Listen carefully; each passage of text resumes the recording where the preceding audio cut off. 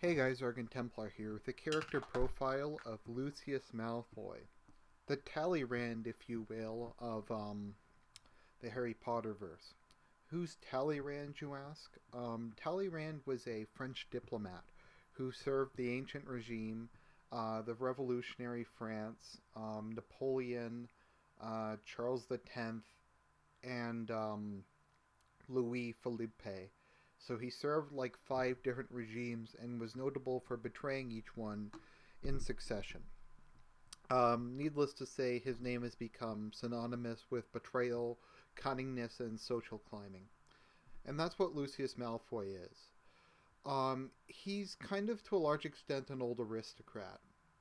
Perhaps too much of an old aristocrat for his own good.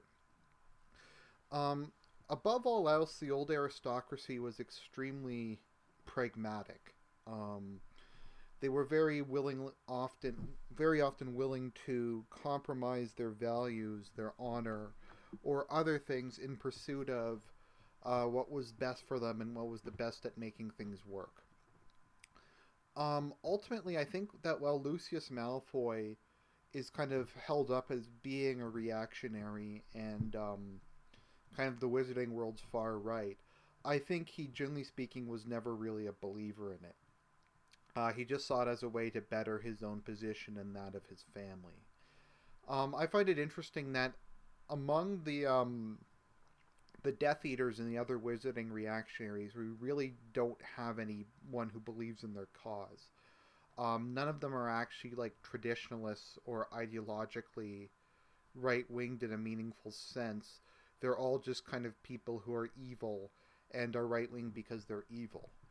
I think Lucius would have been a good way of having a somewhat sympathetic character who's on the side of the Death Eaters, representing the traditional way of doing things that is rapidly being destroyed by social radicals like Voldemort.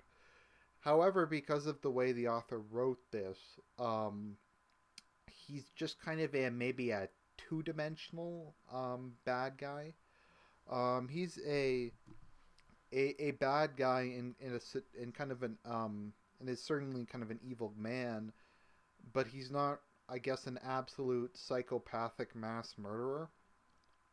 And upon such slim distinctions, society is built. So Lucius Malfoy, I just see him as a man who doesn't believe in anything, other than his own social position and his family. Perhaps that makes him, um, to some extent, the most traditional, because all he cares about is his family's position. But it makes him completely untrustworthy, and he continues to betray everyone who puts trust in him, be it Voldemort the first time, the wizarding government, Voldemort the second time, pretty much everyone. At the end, he even double crosses Voldemort for the final time and informs on all of his fellow comrades, so that he can stay out of Azkaban, which is just kind of the way he is. Like I said, he's the Talleyrand of Harry Potter. He is a supremely unideological man who basically only does what is in his self interest, and to some extent cares for his family. And I guess maybe I should respect that, but I just I don't know. It's kind of it's hard to really analyze him. He's just kind of greedy, but he likes his family, and that's kind of all there is to his character.